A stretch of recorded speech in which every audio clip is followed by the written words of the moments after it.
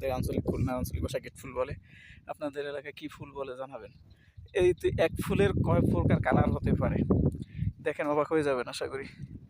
এই একটা কালার, এটা সম্ভবত লাল, টকটকে লাল। এটা সাদা, হালকা গোলাপি রং আছে সাদার ভিতরে। ঠিক আছে, 2 নম্বর গেল।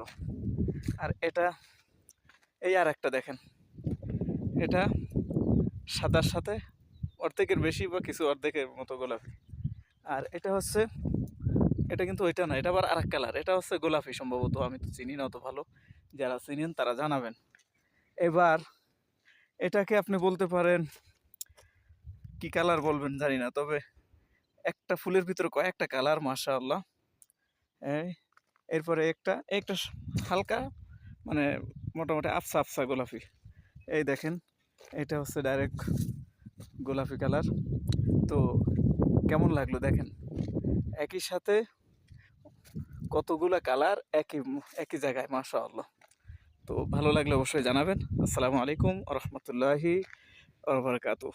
আচ্ছা, এই দেখেন তো এলাকার আশেপাশে জায়গাটা, পরিবেশটা দেখেন, মাশাআল্লাহ, অনেক সুন্দর সিনারি, মাশাআল্লাহ। আর এখানে যে পুরাতন নগরী ছিল, সেই পুরাতন নগরী ওখানে, এদিকেও ছিল। এই দেখেন, এখানেও একটা আছে পুরাতন পাথরটা।